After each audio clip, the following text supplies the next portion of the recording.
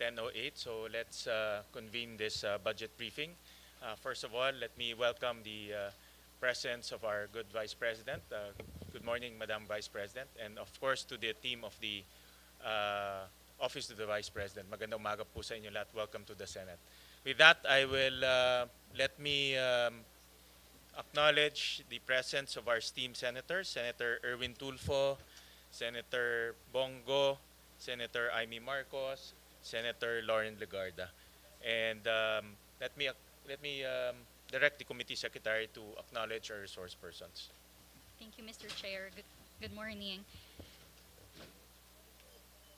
For the briefing on the FY 2026 proposed budget of the Office of the Vice President, we would like to acknowledge the presence of Honorable Sara Zimmerman Duterte, the Vice President, together with Assistant Secretary Lemuel Ortonio, Assistant Chief of Staff, Attorney Rosalyn Sanchez, Director for Administrative and Financial Services, Attorney Sunshine Chari Fajarda, Director for Strategy and Management, Director Norman Baloro, Director for Operations, Attorney Emily Rose Torrentira, Chief of the Legal Affairs Division, Ms. Julieta Villa del Rey, Chief Accountant of the Accounting Division, and Attorney Kelvin Jerome Tenido, Chief Administrative Officer of the Budget Division.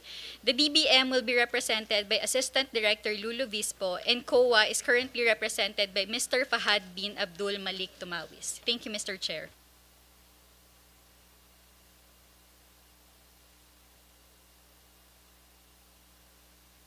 All right.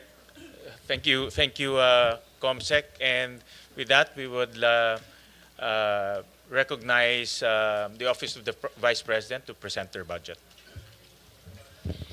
Thank you, the Honorable Sherwin Gatchalian, the Chairperson of the Committee on Finance of the Senate of the Philippines.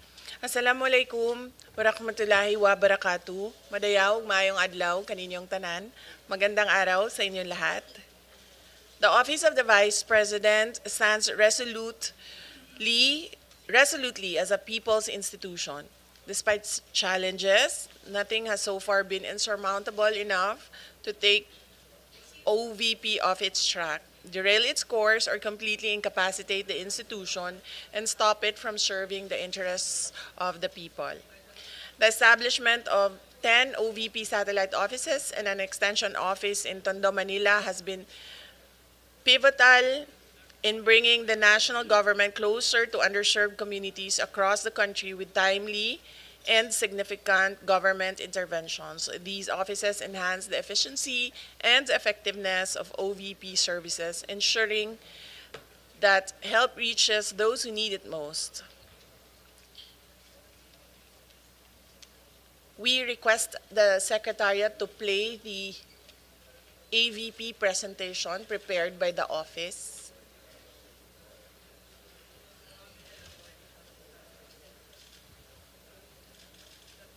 Kinsay tao na ako sa Secretary.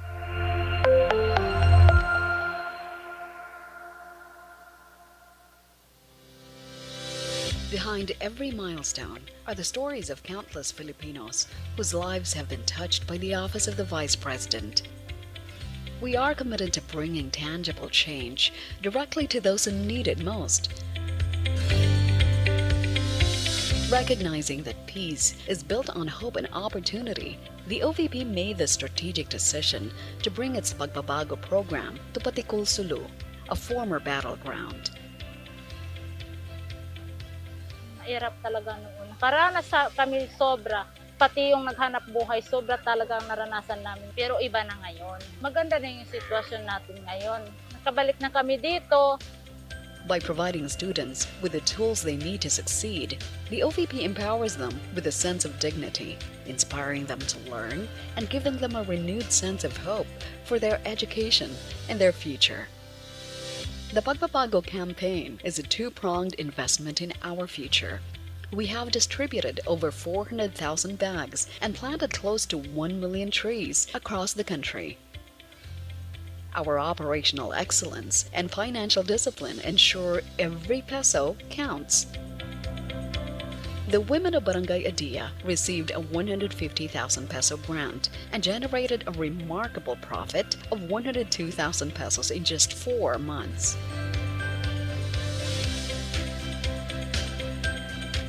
our grants are strategically distributed to ensure maximum impact. Group enterprises receive an average grant of 150,000 pesos, while individual beneficiaries are provided with 15,000 pesos, ensuring every peso supports the right scale of enterprise. Madami na pong mga gobyerno na nakaupo, wala pa hong nag-alok sa samahan ng mga kababaihan. Nawa po ay marami pa po kayong matulungan ng mga samahan katulad po ng aming samahan. For many survivors of Typhoon Yolanda, a new home came with a new challenge, the daily struggle of commuting. The OVP's Libreng Sakay bus was the answer. Libreng Sakay alleviates the financial burden on working Filipinos and gives them back a sense of comfort and safety. Ay naku, napakalaking tulong ho. Napakalaking ginawa, especially sa mga estudyante pa rin. Katulad ko, meron akong high school. Mag-high school ngayon, nakasakay ng libre na. Since 2022, the Libreng Sakay program has provided over 2.5 million free rides. This program gives a much-needed financial break to workers and students in key cities across the Philippines. The OVP launched the Janaza Kit initiative in the Bangsamoro Autonomous Region in Muslim Mindanao. This tailored support provides essential items for Islamic funeral rites. Ensuring cultural sensitivity is a cornerstone of our service, providing dignity during a time of grief. Napakagandang inisyatibo ito ng ating VP. Ang kahalaga nito sa amin, mandatory po ito sa amin. Kahit walang-wala kami, dapat hanapin namin ng paraan para makabili lang kami ng ganito. Kaya kung may ganito na, ay naku, alhamdulillah, napakalaking tulong po sa amin. Kasi hindi na po kami maghihirap. Our medical and burial assistance programs have provided a lifeline for Filipinos in their time of need.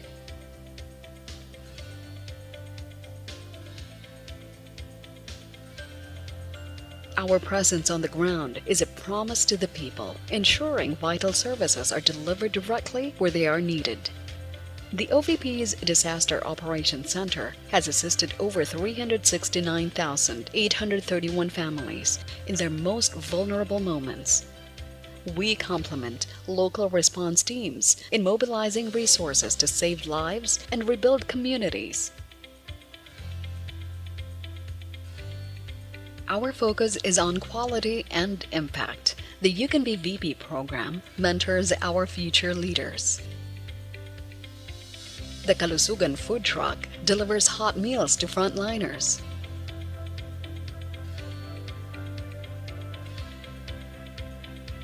And our RISE program provides food security to families in crisis.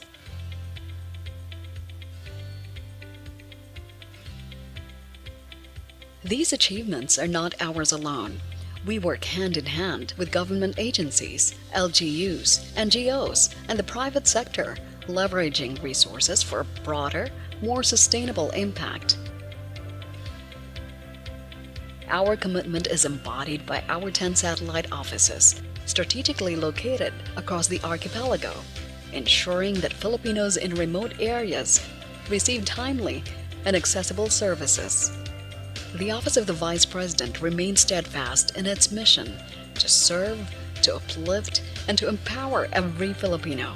Together, let us work towards a stronger, more resilient, and more inclusive nation.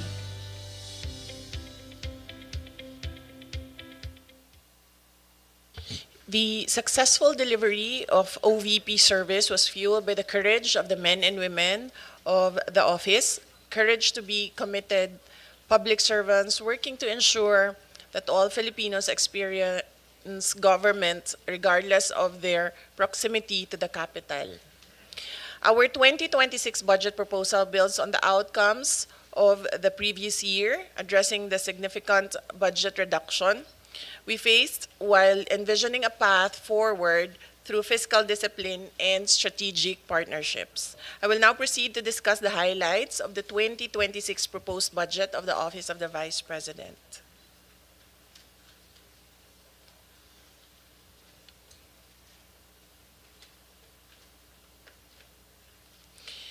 Good morning, everyone.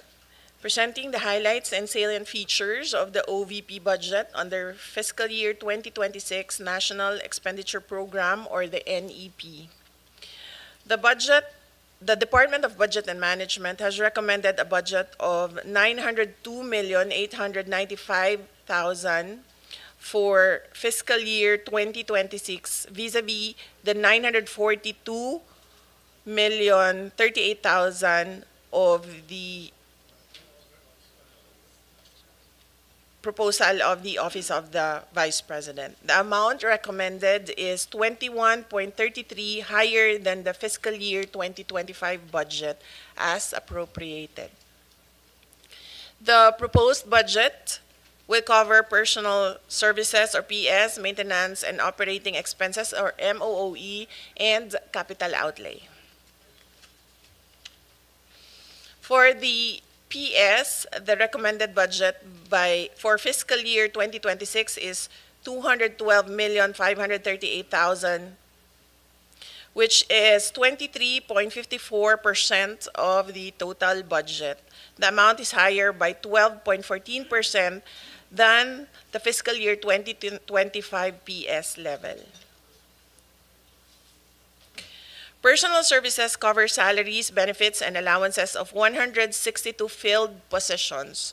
It also includes the special duty allowance for military and uniformed personnel and salary for non-permanent positions.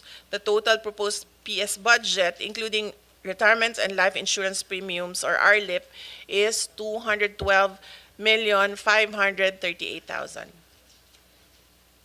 For the MOOE, the recommended budget is 673,753,000, which is 74.62% of the total budget. The amount is based on the DBM Tier 1 MOOE level of 654,527,000, plus additional Tier 2 requests of 19,226,000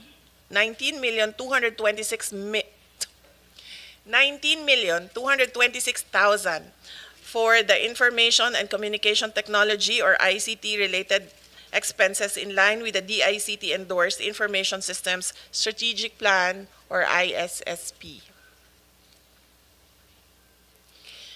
The MOOE includes the allocations of the following: supplies and materials, as well as financial assistance subsidies, which are intended for goods and grants that will be directly received by the OVP target beneficiaries or clients. Travel and representation expenses to support the operational needs of the OVP in implementing its programs and projects, including its ceremonial and executive functions. And for the provisions of professional services and rent lease expenses to cover the service fees of contract of service personnel, IT-related consultancy services as per the ISSP, and the operational needs of OVP central and satellite offices. As for the capital outlay, the total budget is 1.84% of the total recommended budget, or equivalent to 16.6 million. The recommended capital outlay covers the procurement of various information and communication technology outlays consistent with the ISSP. By appropriation source, the amount under agency-specific budget is 889,236,000 and 13,695,000 under automatic appropriations for the RLIP.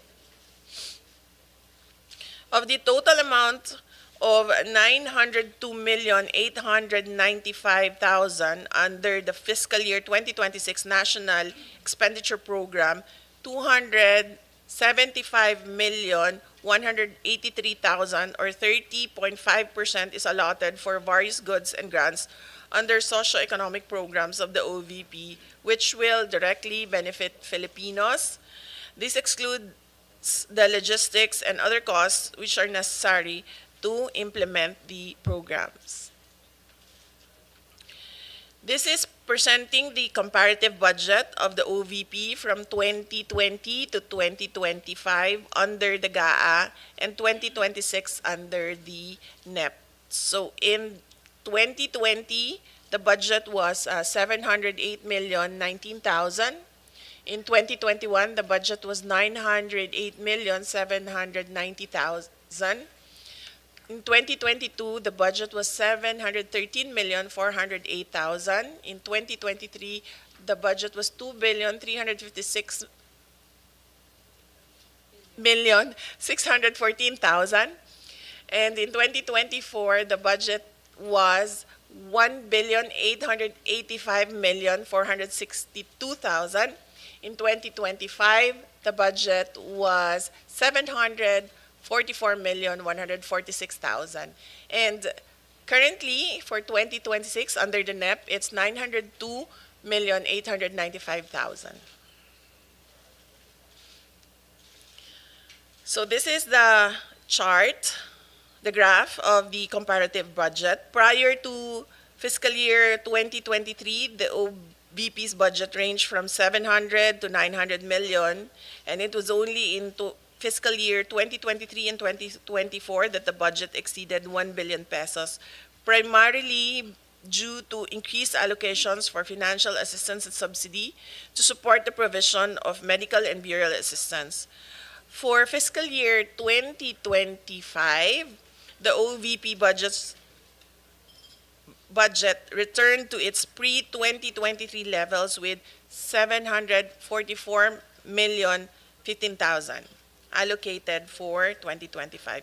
The same budget level is maintained under the proposed 2026 budget with adjustments for inflation, including the mandated salary increases. Since 2020, and even with higher budgets in 2023 and 2024, the OVP was able to maintain a high full-year budget utilization or obligation rate of at least 85.55% at end year. Presented is the comparison between the 2025 and 2026 budgets under GAA and under NEP. The net increase of 158,749,000 is attributable to the following: personal services increase of 21,313,000 due to increase in number of field positions from 149 to 162, and the corresponding standard salary increases across all items. MOOE items with a total increase of 174,521,000 is for supplies and materials expenses. This is the increase in the provision for disaster relief and the rice programs, the financial assistance and subsidies for the Magnegosyo Taday program, the professional services, provision for existing contract of service personnel, the rent and lease expenses, and there is a reduction of 28,085,000 for representation expenses to partially support the requirement for PS. For capital outlay, there is a decrease in the amount of 39,796,000 in fiscal year 2026. In fiscal year 2026, included a lower portion for ICT equipment. In addition, fiscal year 2025 included budget for purchase of 4 motor vehicles and other machinery and equipment. There is also an increase in 2.7 million in retirement and life insurance premiums, which is mandatory under the GSIS contributions. So these are the accomplishments of the Office of the Vice President. As the second highest office in the land, the OVP aims to promote the welfare of every Filipino in line with its vision to create lasting impact on the lives of every Filipino people through its socio-economic programs and services.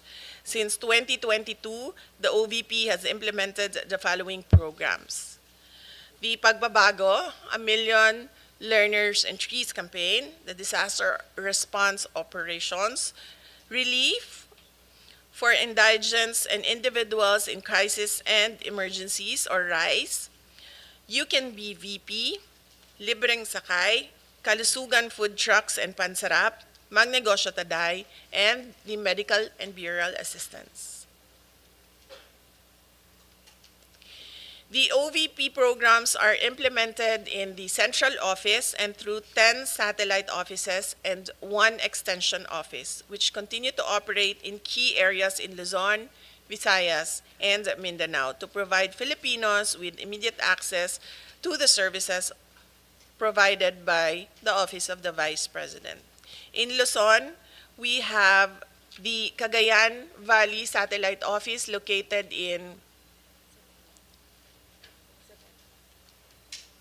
Kawayan City? Kawayan City, Isabela. In Pangasinan Satellite Office, we have the office located in Dagupan City. And for the Bicol Satellite Office, we have the office in Legazpi City. In Visayas, for the Cebu, Bohol, and Siquijor Satellite Office, it is located in Cebu City. And for Eastern Visayas Satellite Office, it is located in Tacloban City. And for the Panay and Negros Islands Satellite Office, it is located in Bacolod City. And in Mindanao, for the Caraga Satellite Office, it is located in Butuan City. In Southern Mindanao, it is located in Davao City. And for BARM, it is in Cotabato City. And for Western Mindanao, it is in Zamboanga City.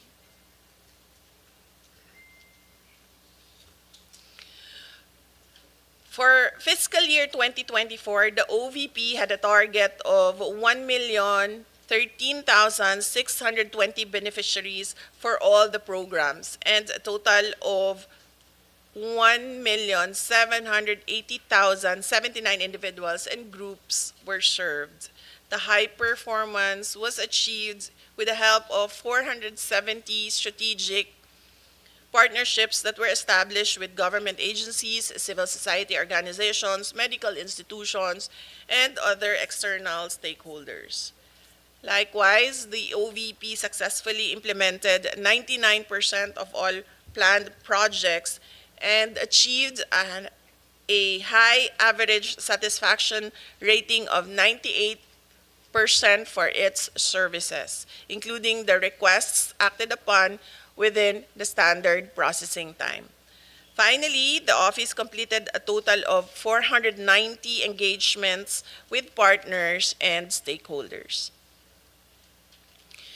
As to the financial targets in 2024, the OVP obligation rate was above the 85% mark. The OVP had 85.55% budget utilization rate with 1.783 billion amounts obligated, and with a disbursement rate of 86.03% or 1.53 billion disbursed.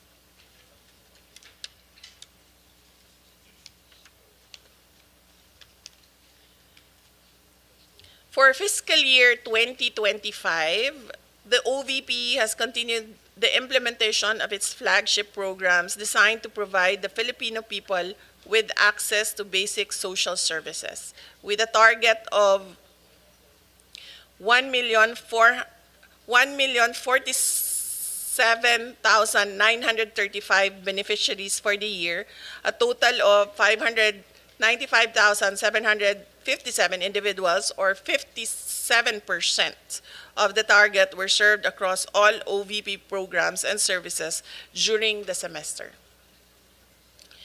The OVP has also established 242 partnerships to support the development and implementation of its various initiatives.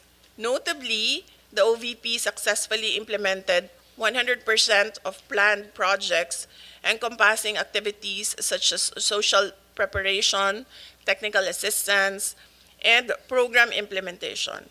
Furthermore, the OVP achieved an average satisfaction rating of 97% for its services, exceeding the target of 90%. In addition, the office completed a total of 770 engagements with partners and stakeholders, further strengthening collaboration and support for its programs. As of June 30, 2025, the OVP has 756.33 million total release allotments and a continuing appropriation equivalent to 147.1 million, totaling the available allotment for the year to 903.43 million. For the first semester, the OVP has already obligated 34.3% of the available allotment received, equivalent to 309.69 million, and with a disbursement rate of 66.8% or 206.83 million. Although the current rate of 34.3% falls short of the mid-year target, the OVP's mid-year utilization rate remains consistent with previous years, which are below 50%, since some of the OVP programs are implemented only in the second semester of the year, such as the Pagbabago program, wherein bag distributions are made after the opening of the school year, and activities for disaster response, which are usually during the typhoon season starting July, and some procurements are ongoing. With these, the OVP remains on track in maintaining an obligation rate above 85% by year-end, as has been achieved in prior years. The OVP holds a distinct position in our bureaucracy. As the second highest office in the land, the OVP carries out functions that complement the work of other government agencies while advancing the well-being of the Filipino people. The proposed 902.895 million for fiscal year 2026 budget for the OVP will help us continue with our mission to deliver efficient, accessible, and responsive public service for the good of all Filipinos. Thank you, Mr. Chair. Thank you, Madam Vice President. Before we continue, let me acknowledge the presence of Senator Padilla, Senator De La Rosa, and Senator Estrada. And before I open the floor for manifestations and questions, let me express my support to the OVP budget. Looking at the data to include automatic appropriations, the increase of the OVP budget is only by 1.3%. I'll just flash the slide. No? So if you count in the increases in inflation, increase in salary, the total increase of the OVP budget is only 1.3%. Kaya ang tawag ko nga dito, bare basic budget for the Office of the Vice President. And let me also commend and express my support to some of the programs of the OVP. One of the programs na alam ko mahalaga sa mga kababayan natin, yung Pagbabago Campaign Project, in which nagbibigay ang OVP ng mga school supplies. No? Simpleng bagay ito, pero sa mga constituents natin, ang school supplies, napakalaking bagay na rin. So to date, meron nang nagbigay na 403,000 na mga school supplies. Another project that I also support is the Pansarap project, or the feeding program for severely wasted students. Alam natin, almost 20% of our students are malnourished. So to date, there are about 16,000 students that were fed by the Pansarap project. Another project that I find notable is the Kalusugan food truck, in which the OVP is also helping evacuees, yung mga tinamaan ng mga kababayan natin ng salanta, o nasalantang mga kababayan natin. To date, they have already given 6,500 evacuees with feeding program and support. And another program that I find notable, yung RICE program, the Relief for Individuals in Crisis and Emergencies, nagbibigay ng bigas sa mga mahirap nating kababayan. Marami sa ating mga, it's simpleng programa pero napakahalaga dahil marami sa ating mga kababayan, lalo na yung mga nasa malalayong lugar, pumapasok ng eskwelahan ng gutom at hindi sila natututo. To date, 197,000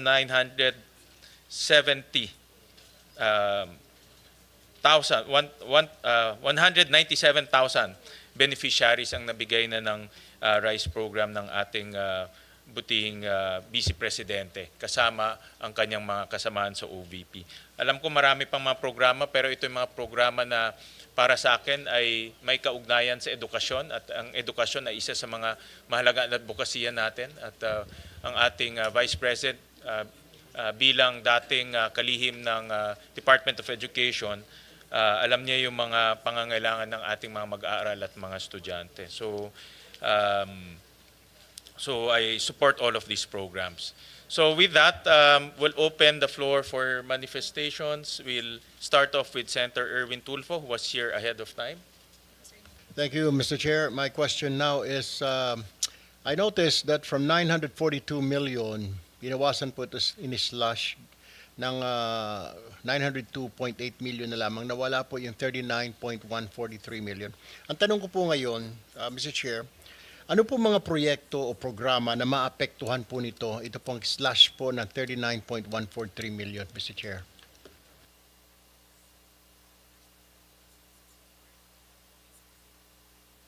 Mr. Chair, may I be recognized? Attorney Sanchez. Okay, thank you, Mr. Chair. Your Honor, the amount that was not considered by the DBM only pertains to ICT equipment. So out of our original request, only a portion of that was included in the NEP. So we will just reprioritize the ICT equipment that we will procure and will work within the budget that was provided in the NEP.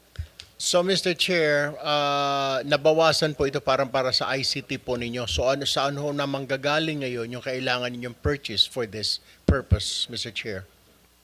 As mentioned, Mr. Chair, we will just review our requirements and prioritize based on the urgency of the ICT equipment that we need to procure. So some of the items will have to be deferred or we may need to forgo some of the items, Mr. Chair. Ano-ano po, Mr. Chair, mga bago existing programs ng OVP na popondohan po ng OVP this year? Kasi I noticed from 744.1 million po na budget ng 2025, you're asking for 902, pero nabanggit nga po ni VP kanina na mostly ay sa MOOE, mapupunta po 100 plus million po yata. Now, kaya ang tanong ko po ngayon, ano-ano po mga programs, existing programs, o mga bago na popondohan po ng OVP? Yes, Mr. Chair. Basically, it would be the same programs that we are implementing this year in 2025. So we will just include additional provision for Magnegosyo Taday because in 2025, we are only using the continuing appropriations from 2024. So part of the increase will also go to the procurement for disaster relief operations, Mr. Chair. All right, Mr. Chair, I notice also, ongoing po ba ito, Mr. Chair, itong OVP program activities, ito pong Al-Janaza Kit Assistance, tsaka Sympathy Flower Program, is this ongoing or is this new program of the OVP? It's part of our ongoing programs, Mr. Chair.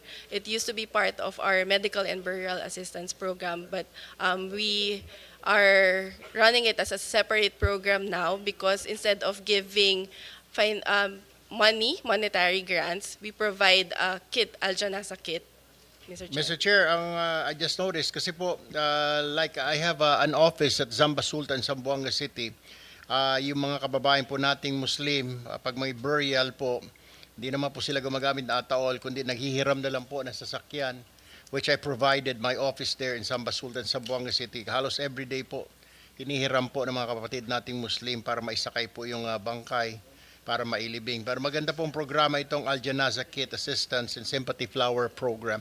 My last question, Mr. Chair, kung meron pong dapat i-prioritize ng committee na ito, ano po ang mga dapat dagdagan na pondo? Saan, Mr. Chair?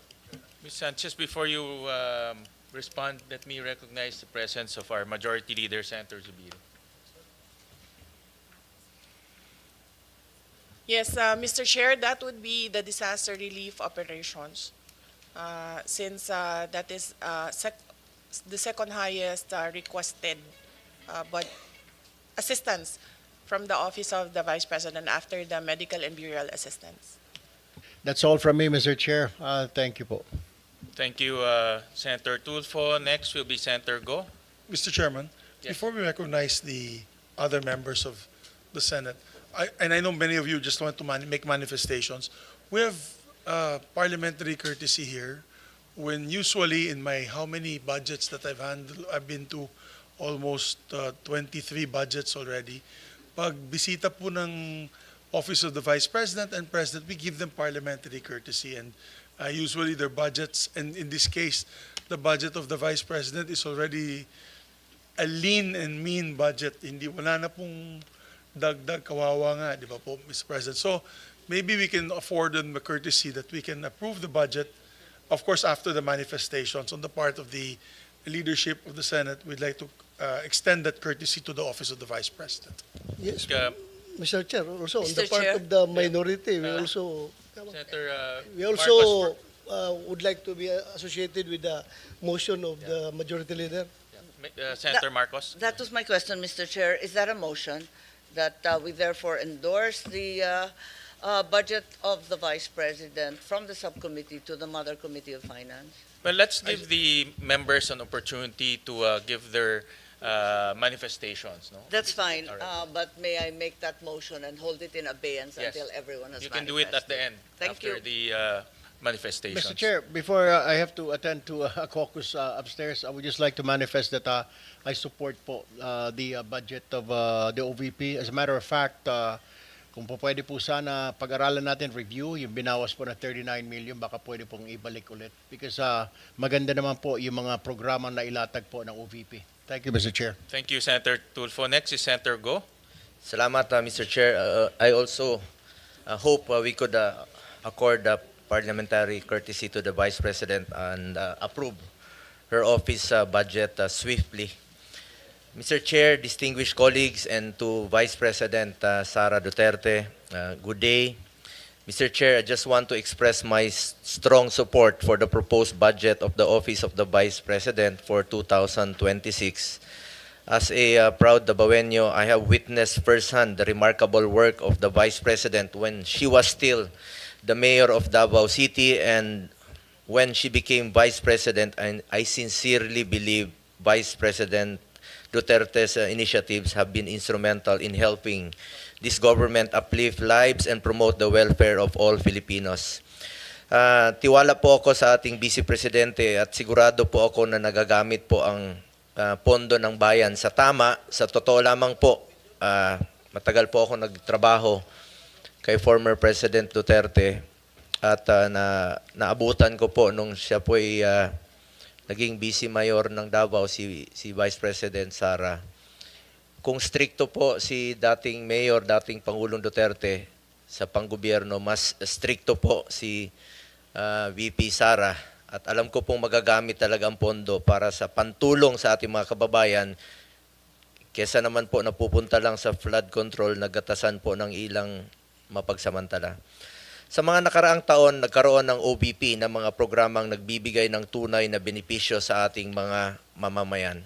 From medical assistance, educational support, pangkabuhayan programs, at libreng sakay among others.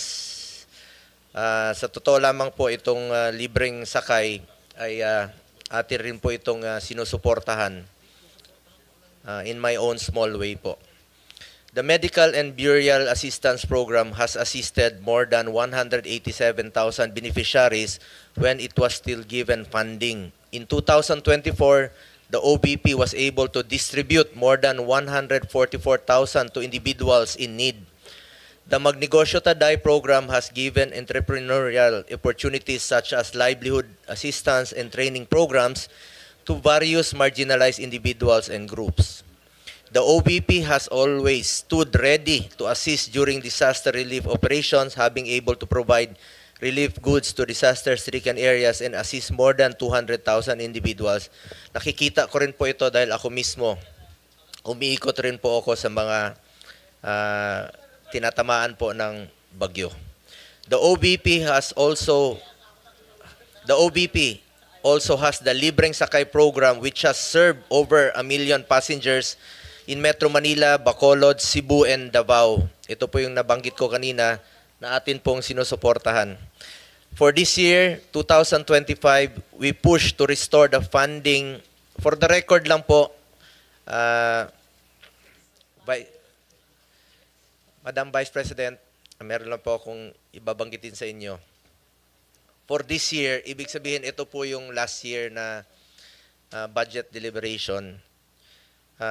Gusto ko lang po ipakita sa screen yung 2025 NEP ninyo na proposed budget. Sandali lang po, ma'am. Gusto ko lang i-share po sa inyo. 2025.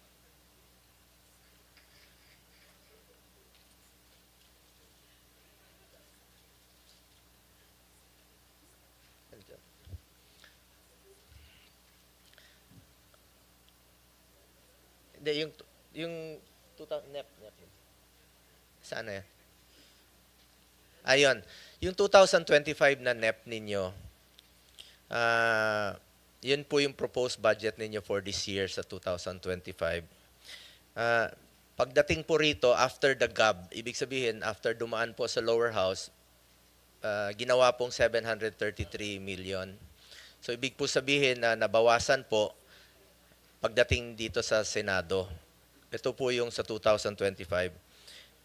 We push to restore the funding for socio-economic programs of the OVP, which was cut by the lower house.